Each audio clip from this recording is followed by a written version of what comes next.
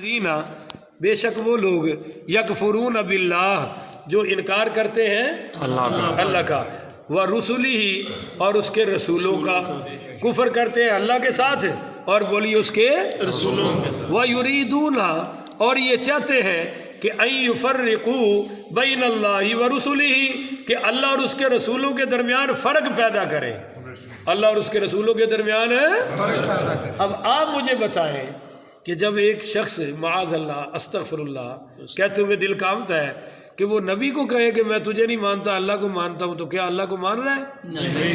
ایسے وہ تھے بدبخت، اللہ کو تو مانتے ہیں جی، ہم بھی اللہ کو مانتے ہیں، ہم کو منکر تھوڑے ہیں، تو تیرا کلمہ نہیں پڑھتے۔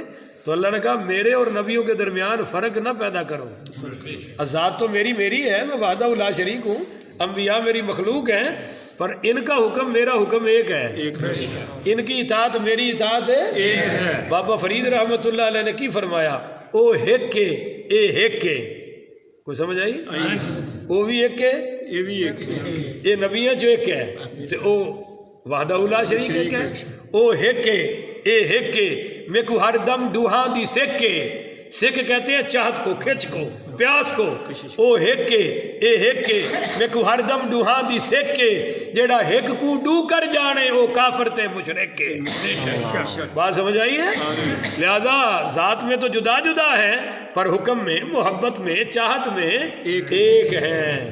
میرے رسولوں اور میرے درمیان فرق کرنا یہ کافروں کا کام ہے، بولیے مسلمانوں کا کام ہے۔ وَيَقُولُونَ اور یہ کہتے ہیں نُؤْمِنُ بِبَعْضٍ ہم ایمان لائے بعض پر، وَنَكْفُرُ بِبَعْضٍ اور بعض کا ہم انکار کرتے ہیں، بعض پر ہم کفر کرتے ہیں۔ تو اللہ کہتا ہے ایسے مسلمان مجھے چاہیے نہیں، مجھے تو وہ چاہیے جو سب مانے۔ اب یہاں آپ ایک مسئلہ سمجھ لیں اور خدا راہ سمجھ لیں، آپ کو غصہ نہ جانے کیوں علماء مفتیوں پر چڑھ جاتا ہے۔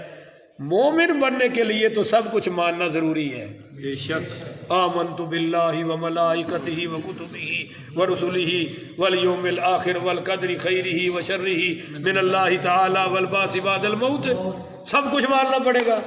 پر آپ کا کیا خیال ہے، کافر بننے کے لیے سب کا انکار کرنا پڑے گا یا ایک ہی کافی ہے؟ ایک ہی کافی۔ اب سارے بولے نا ایک ہی کافی ہے، ایک ہی کافی ہے۔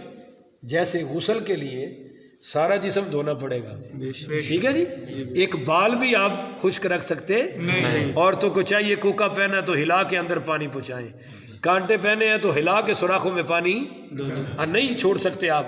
تو کیا خیال ہے، پلید ہونے کے لیے سارا جسم گندا ضروری ہے یا منی کا ایک قطرہ ہی کافی ہے؟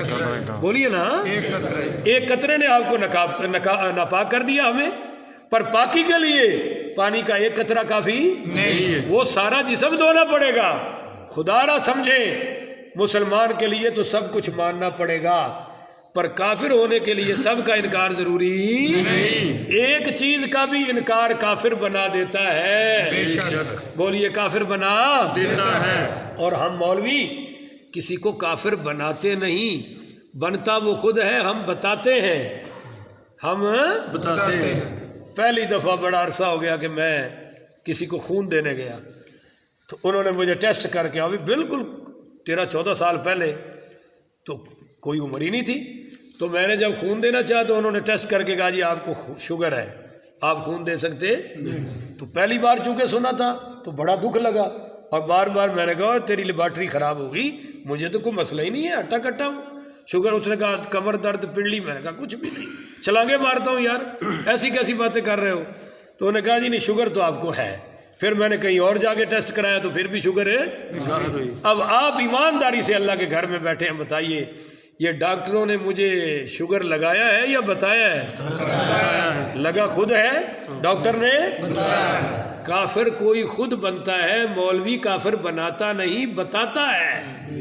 بولیے مولوی کیا کرتا ہے؟ بتاتا ہے۔ اب نہ بتائے تو آگ کی لگامیں چڑھتی ہیں، اور اگر 10 دے تو پھر تسی لگامہ پا چڑھ دے ہو، پھر عوام پا چڑھ دی ہے، کافر بنا دیا۔ اب آپ کو ایک مثال دے کے بات ختم کریں، سیدنا ابو بکر صدیق رضی اللہ تعالیٰ عنہ، کوئی ولی ان سے بڑا ہو سکتا ہے؟ جب صحابی ان سے بڑا کوئی نہیں، صحابیوں میں تو کوئی ولی ان کو پہنچ سکتا نہیں، کوئی مفتی ان کو پہنچ سکتا نہیں۔ انہوں نے منکرین زکوٰۃ پر کفر کا فتویٰ دے دیا، بولیے منکرین زکوٰۃ پر کفر کا پڑھے لکھے لوگ بیٹھے ہیں، اسلامیات پڑھے ہوئے لوگ بیٹھے ہیں، اساتذہ بیٹھے ہیں، وہ جو منکر تھے زکوٰۃ کے وہ نمازیں بھی پڑھتے تھے، قرآن بھی پڑھتے تھے، کلمہ بھی پورا پڑھتے تھے، باقی سب ٹھیک تھا، انہوں نے کہا ہم زکوٰۃ نہیں دیں گے، اور وہ بھی کیا کہا کہ بیت المال میں نہیں دیں گے، ہم خود دیں گے، دینا نہیں چاہتے تھے، خود دینے کا تو بہانہ تھا۔ حضرت ابو بکر صدیق ہائے ہائے ہائے فتویٰ دے دیا کہ کافر ہے، اور فرمایا ان سے جہاد کروں گا۔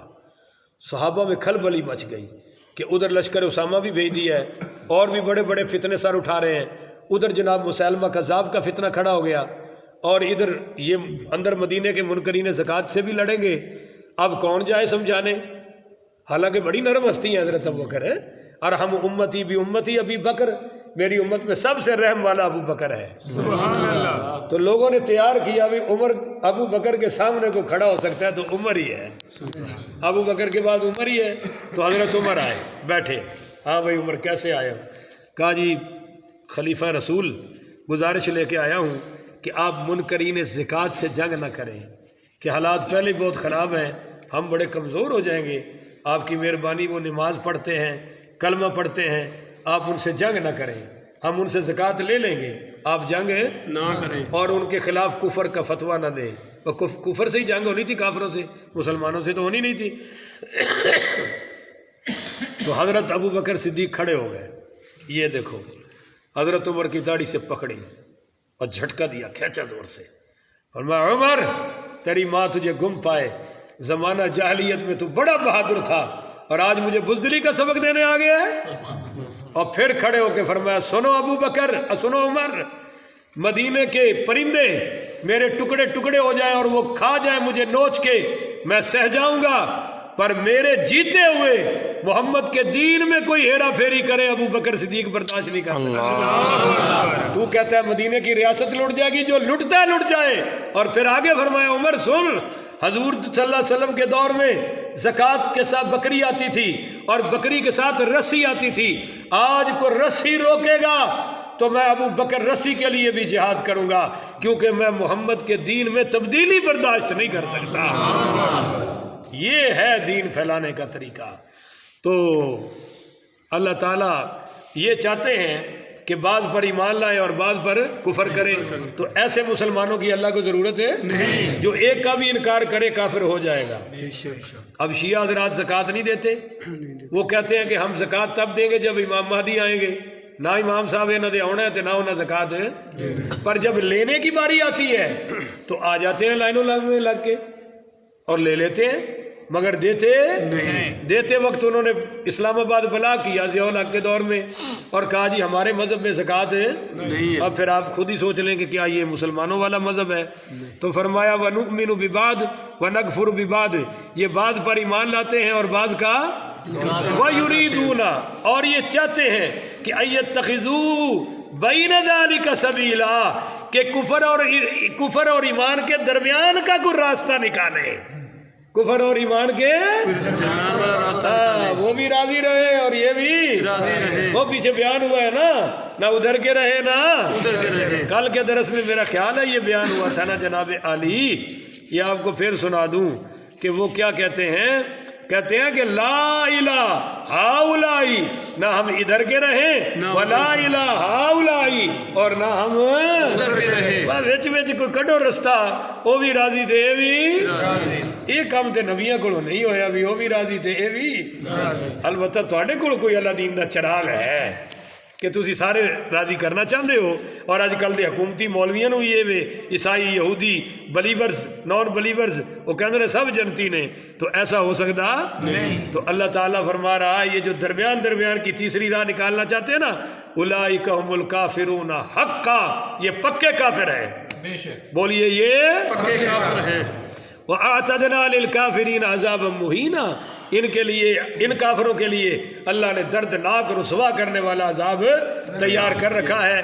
اب دیکھیے جی، یہودی عیسیٰ علیہ السلام کو نہیں مانتے، تاکہ حلال زیادہ ہی نہیں مانتے معاذ اللہ، استغفر اللہ، ان کی اماں پاک پر زنا کی تہمت قائم رکھے ہوئے، اور جو عیسائی ہیں وہ حضرت موسیٰ کو مانتے نہیں۔ ہم مسلمان سارے نبیوں پہ ایمان لاتے ہیں، سارے رسولوں پر ایمان لاتے ہیں، ایک رسول کا انکار بھی ہمیں کافر بنا دے گا۔ اس لیے والذین آمنوا باللہ، ہاں وہ لوگ جو ایمان لائے اللہ تعالیٰ پر، ورسولہ اور اس کے رسولوں کے ساتھ، ولم یفرقوا بین احد منہم، وہ کسی ایک کے درمیان بھی تفریق کرتے نہیں۔ وہ کہتے ہیں کہ نبوت میں نبی سب برابر ہیں، جیسے انسانیت میں انسان برابر ہیں، بعد میں آپ چیمے ہیں یا ٹھلو ہیں چٹے ہیں جو بھی ہیں بعد میں ہے، پر انسانیت میں سب برابر، بولے نا سب برابر، اور اسلام میں مسلمان بھی سب برابر، عمل کے میدان میں رتبہ اپنا اپنا، نبوت میں تو نبی سارے برابر، رسالت میں تو رسول سارے برابر، پر خدا کے ہاں درجے سب کے جدا جدا ہیں، اور سب سے بڑا درجہ پیارے مصطفیٰ کا ہے۔ تو فرمایا تفریق نہیں پیدا کرتے۔ اولئک سوف یؤتیہم اجورہم، ان کے لیے اللہ تعالیٰ نے نا بہت سارے اجر تیار کر کے رکھے ہیں۔ وکان اللہ غفور الرحیم، اللہ تو بڑا درگزر کرنے والا اور بڑا ہی رحم کرنے والا ہے۔ اللہ تعالی ہمیں بھی وہی اسی طرح کرنے کی توفیق عطا فرمائے۔ آخر ودعوانا ان الحمدللہ